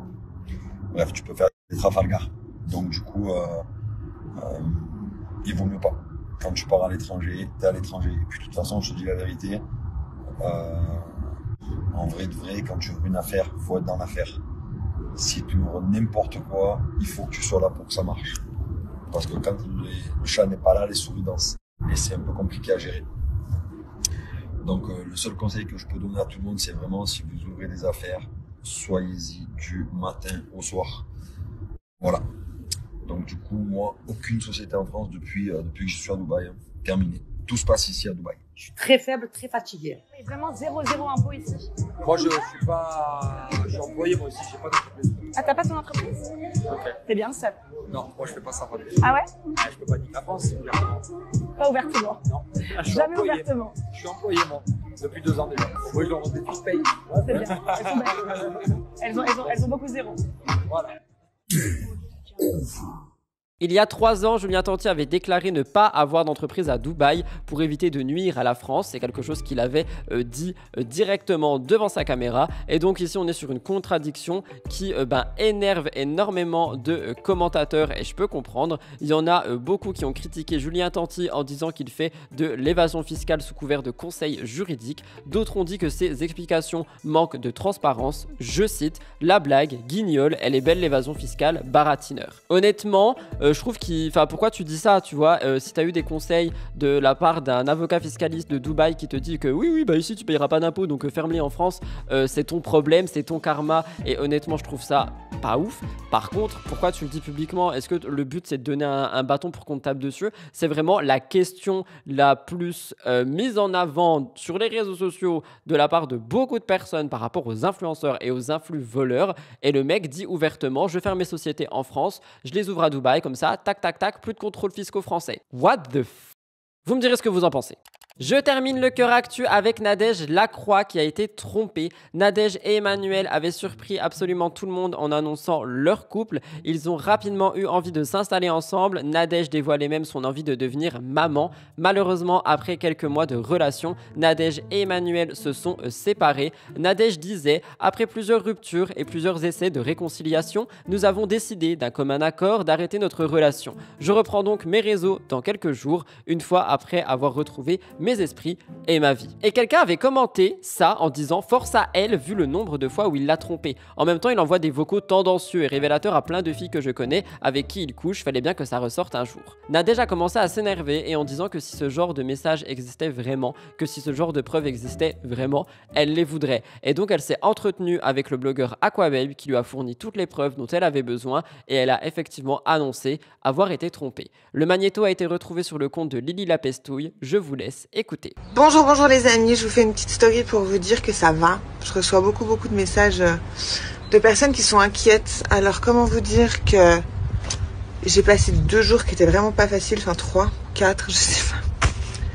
Je sais plus. C'est pas facile parce que on m'a envoyé des messages comme quoi il m'avait trompé. Au final, j'ai demandé des preuves. J'en ai eu tellement que déjà j'étais choquée. Et puis après, des messages à des petites nanas de 18 ans, etc. Ça me...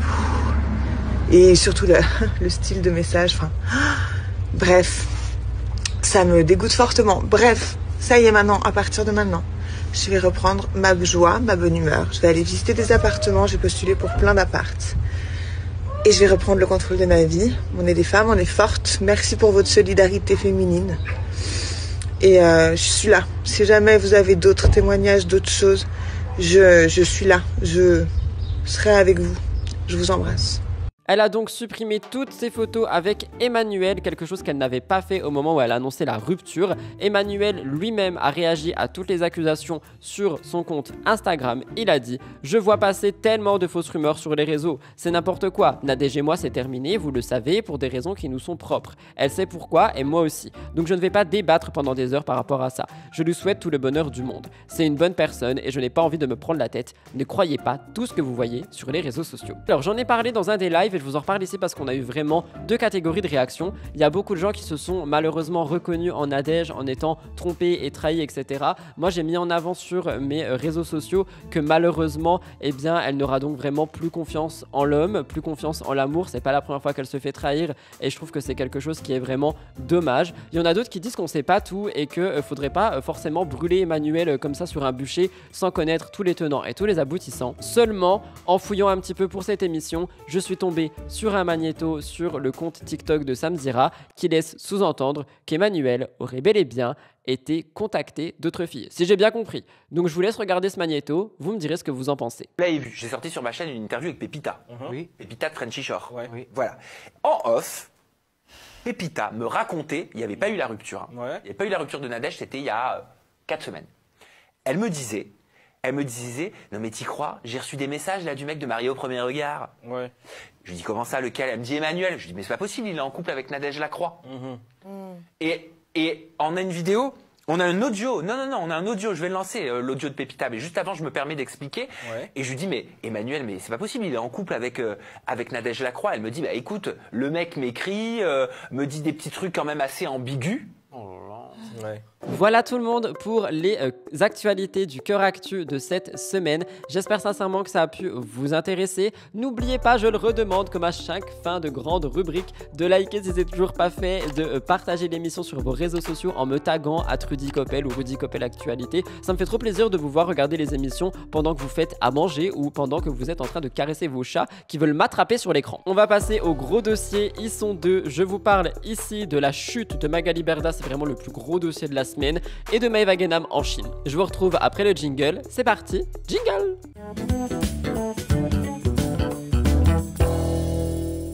Vous le savez, comme chaque semaine pour les gros dossiers, je reste effectivement sur mes notes. On va parler de la chute de Magali Berda. Je vais retracer tout ce que j'ai trouvé par rapport à cette semaine. On a eu énormément de choses. Je rappelle premièrement que les relations entre Magali Berda et certaines influenceuses comme Maeva Genam ou Mila Jasmine ont été totalement brisées. Elles ont été arrivées à un point de non-retour. Depuis le 7 octobre 2023, les échanges entre Mila, Maeva et Magali Berda sont inexistants. Maeva Genam avait exprimé des critiques par rapport à Magali, lui reprochant notamment un voyage en Israël pendant les bombardements à Gaza, quelque chose qui a été vu comme particulièrement insensible et inapproprié. Cette situation, elle a pris un autre tournant, étant donné que Maeva avait publié des vidéos sur les réseaux sociaux où elle réclamait de l'argent à Magali Berda. Elle critiquait son comportement.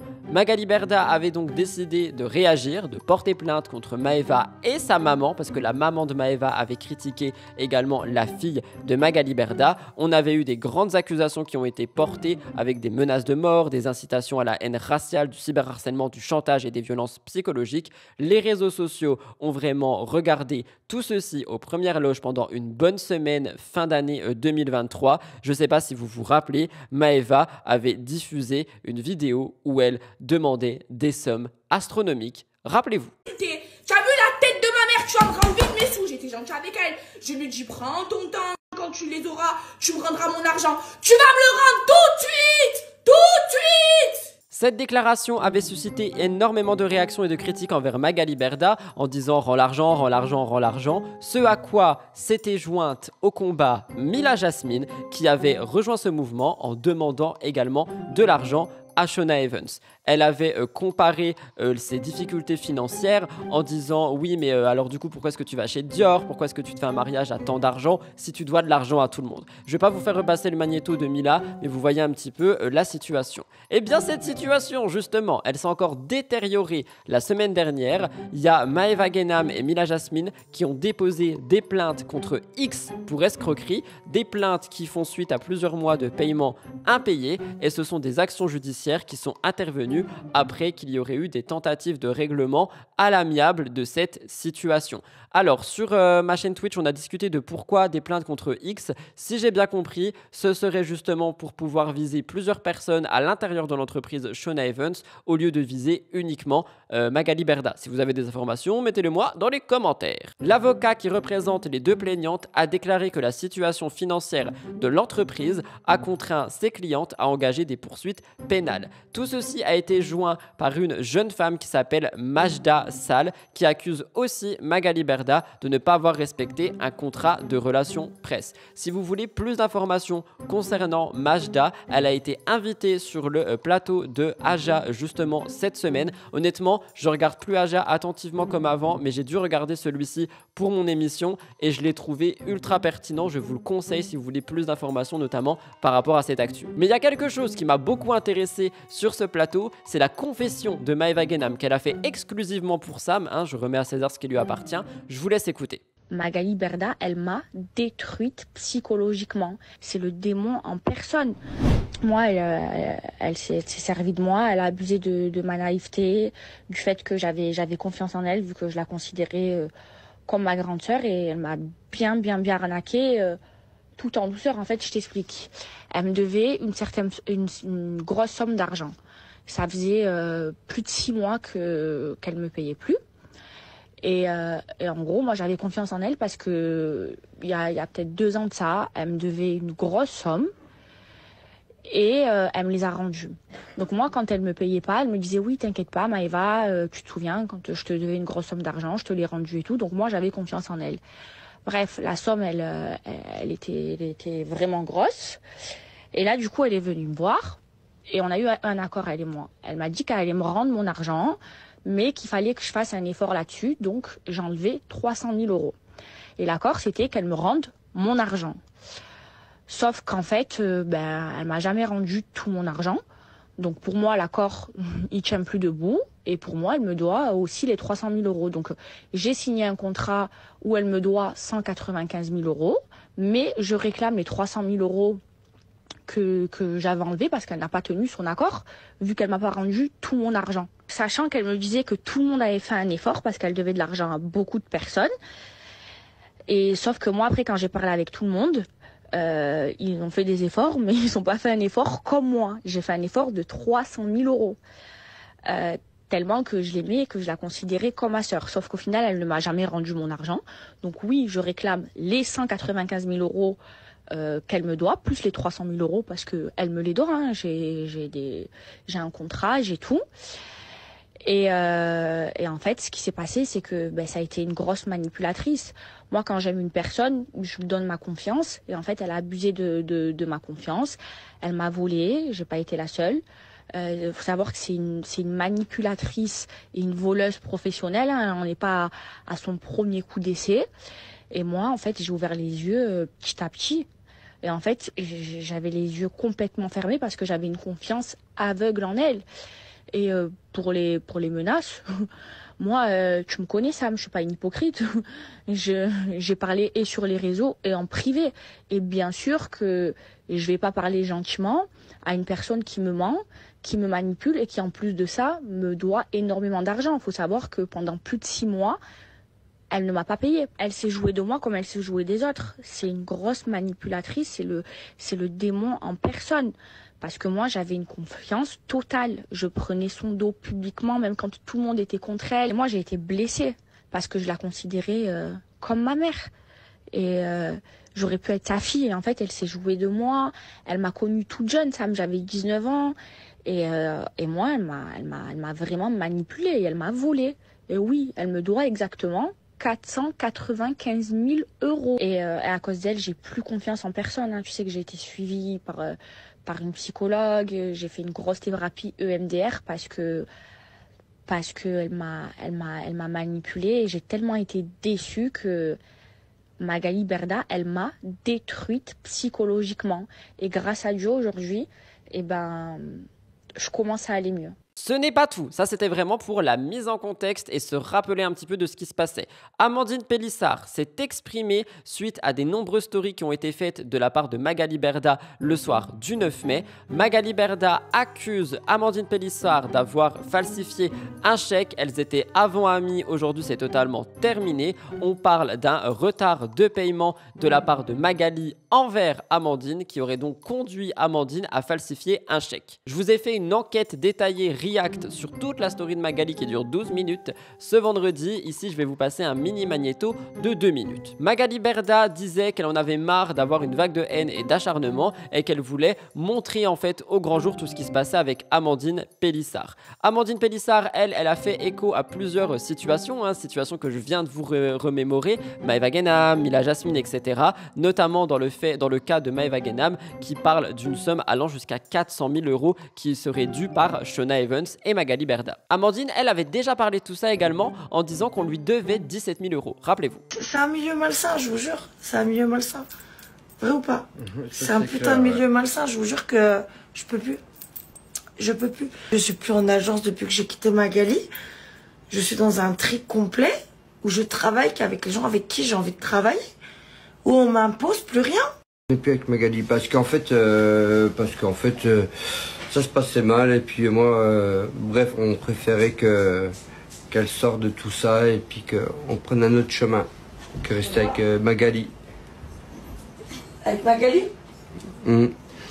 Mais Magali, elle m'a payé ce que je devais me payer. Enfin bref, c'était compliqué quoi. Voilà. Et justement, ce serait donc pour cette raison qu'elle aurait falsifié le chèque de 5 000 en rajoutant un 1 devant pour récupérer l'argent qui lui serait dû. Évidemment, cette manipulation est illégale et Magali Berda a été dans une position très délicate selon ce qu'elle a dit et elle a porté plainte pour avoir un remboursement. Amandine Pélissard a répondu à tout ça. Avant ça, je vous remémore un petit peu ce que Magali a dit. Je vais essayer de cutter ceci en 2 minutes parce que 12, c'est vraiment long. Personnel qui faisait qu'elle ne pouvait pas être à 100% attentive au boulot et faire les choses correctement. Donc, on n'arrivait pas à respecter les délais, les marques, les machins, etc. Bon, c'était tout le temps une galère. Et donc, elle s'excuse et elle me dit « Je suis désolée, je vais vraiment faire ce qu'il faut pour être au top et tout. Je vous poste le message. » Donc là, en fait, si vous voulez, je dis « Non, attends. » Alors, elle m'écrit, comme vous l'avez vu.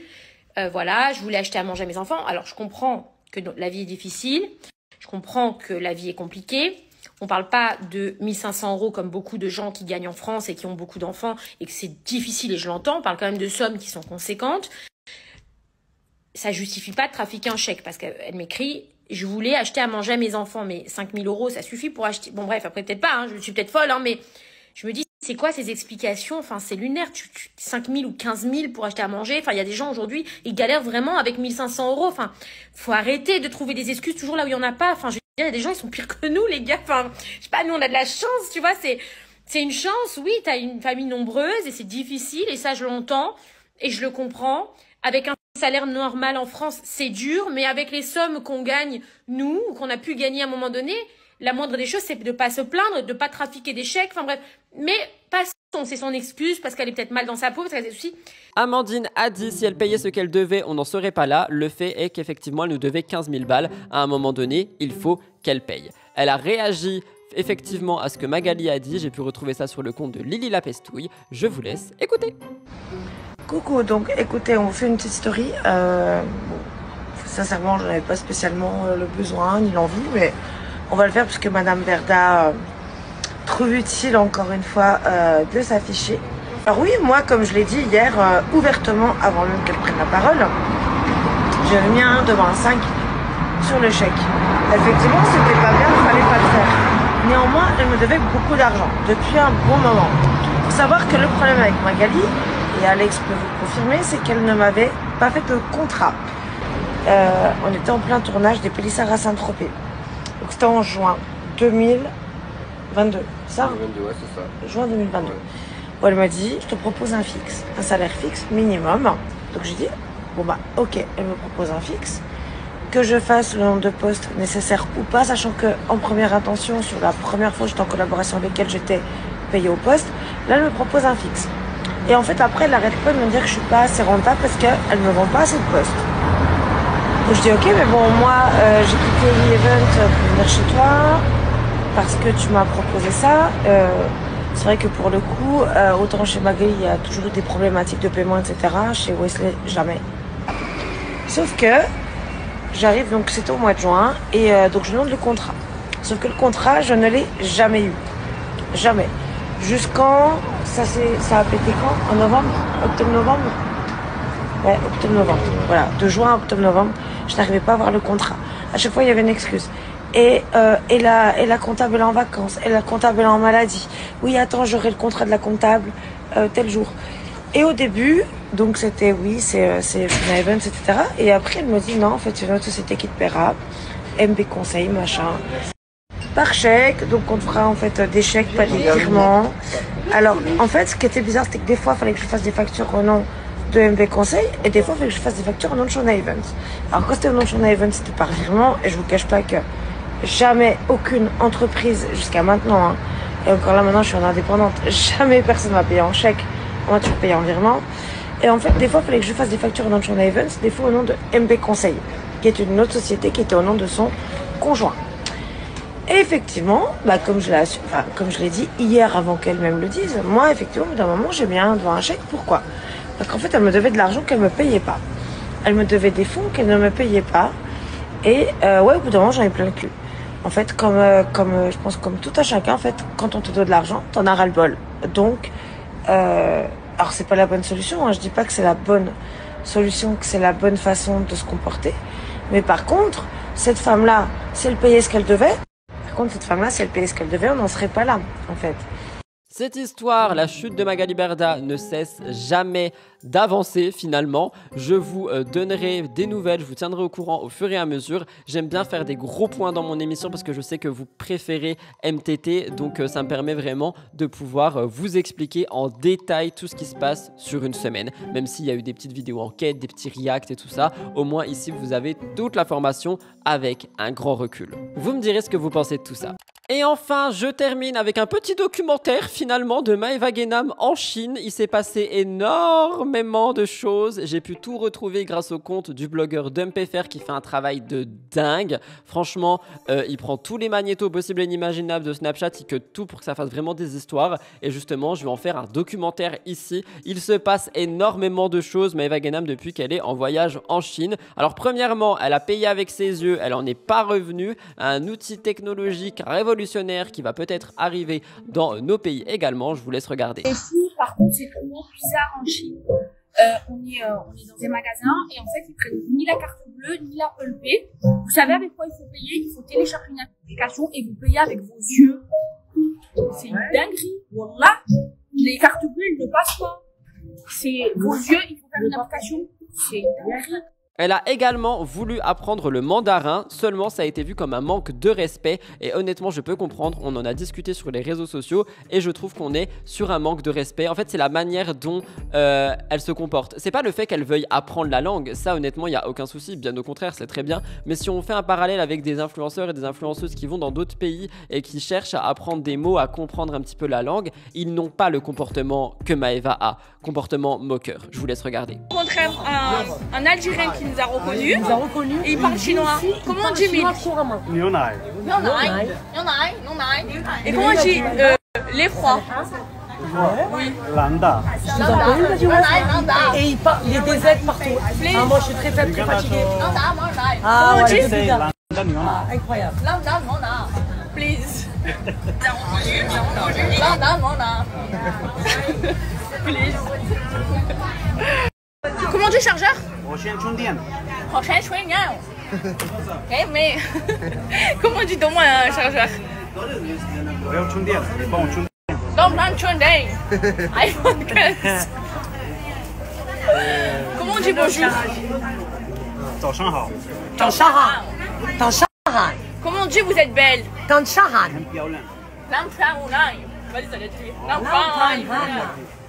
ça va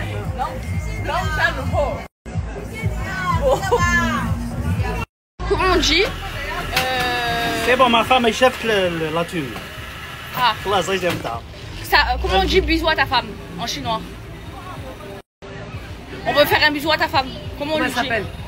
Bisous à ma femme? Ouais, en chinois. Elle s'appelle comment? Elle s'appelle comment? Où elle s'appelle? Ta femme, elle s'appelle comment? C'est une chinoise ta femme? Maya, ma chérie. Maya, ma chérie. Les DZ, ils sont partout. Oui. Franchement, barakallah, la vérité, ton mari, au top, il nous a rendu service. Tu l'as dit direct, on snap. Ma chérie, Bisous, ma chérie. Ton mari nous a aidé. Franchement, il est au top. Ah ouais, Elles ont également fait un jeu avec Salia et ont décidé de jouer à 10 selfies avec des Chinois. Quelque chose qui, encore une fois, a été vu comme un manque de respect. Vous me direz ce que vous en pensez. Les filles, je vais faire un petit jeu avec Salia. La première qui fait 10 selfies avec des Chinois, elle gagne un massage. Quoi? La première qui fait 10 selfies avec des Chinois, elle gagne un massage. 10 selfies? Ouais. Comment ça alors? Vas-y! C'est quoi ça? On leur demande. Tu vas me pointer, moi, ça va m'énerver. Non, vas-y, s'il te plaît. Ah ouais? Vas-y. 5. 5. Vas-y. Hi! It's possible, selfish? It's a selfie, it's a picture. Hello. Hi. It's possible, selfie? Take photos? Yes, me and you. Why? Because you're beautiful. Okay. Yeah! Non, mais tu es une tricheuse, t'as pris les mêmes que moi. Hi. It's possible, selfie, me and you? Selfie, me and you. Selfie, picture. Picture. Yeah, me and you. Please. Okay. Yeah, take care. Mais tu es une tricheuse. Hi. It's possible, selfie. Hello. It's possible, selfie. Picture, please. No. Ah, you. It's possible, selfie. Selfie, picture, me and you. Yeah. Je vole les miens. Non. Hi. It's possible, selfie, picture. Me and you. Picture. Hi. Ni hao. Hi. Ni hao. It's possible, picture. Picture because you're beautiful, mashallah. I don't understand. Picture me and you. Salia, c'est trop une tricheuse. Non. Oh, hi. Non, il t'a pointé, non, je te comprends. Hi. Non. Hi. Ils veulent plus. Hi. Hello. It's possible, picture. Me and you. Yeah. Elles ont également fait un showcase et se sont embrouillées avec un chauffeur de taxi. Quelque chose qui a été énormément mis en avant et qui montre une fois de plus qu'on serait sur des personnes qui sont irrespectueuses en Chine. Regardez.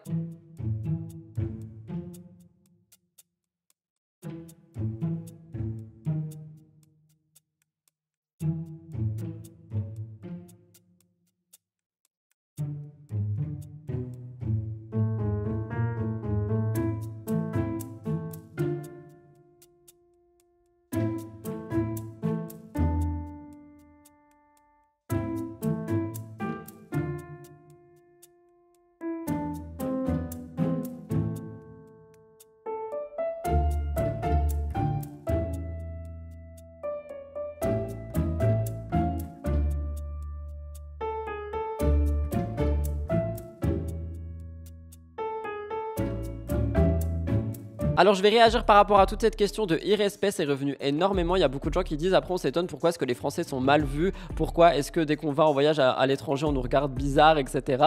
Alors apparemment ce serait effectivement parce qu'on manquerait de respect par rapport à des personnes, par rapport à des origines et tout ça. Ici je vous avoue qu'en voyant tous les magnétos de Maeva Genam, etc. je trouve effectivement qu'on est quand même sur un petit manque de respect envers les personnes chinoises et je trouve que c'est totalement dommage finalement. On a également eu un magnéto magnéto où Maëva tombe nez à nez avec une personne israélienne et ce magnéto a fait réagir, donc je vous le mets en avant aussi. Les filles, on vient de croiser un Français, ça fait trop plaisir. Un Français? Vous êtes Français? Bah oui, vous êtes de vous France, parlez là. français? Vous n'allez pas aimer.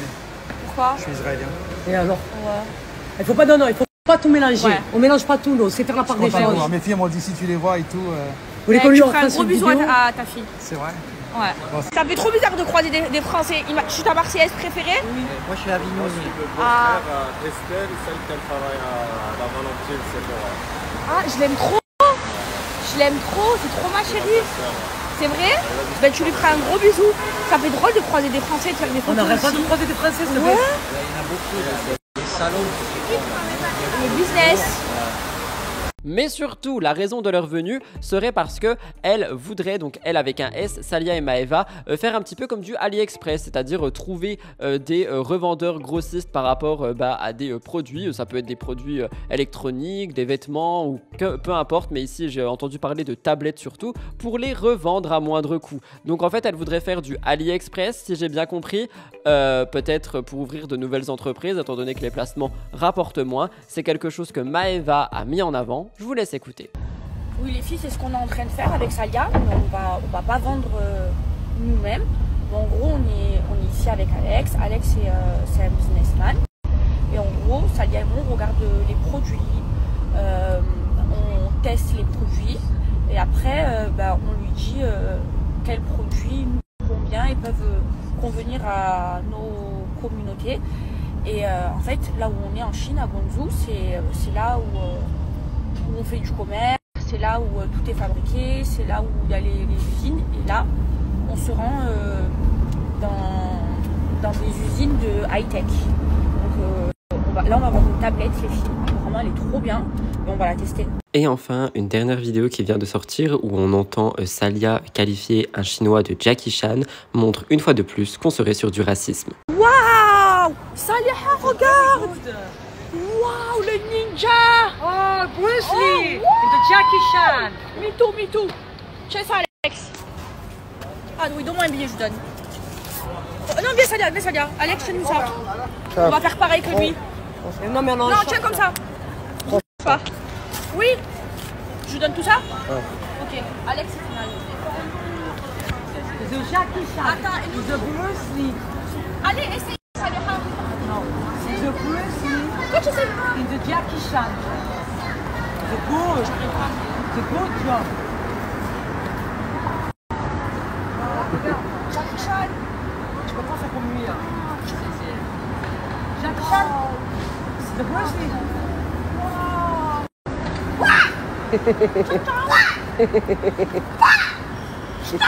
attends, c'est impressionnant! Comment il fait? Regardez!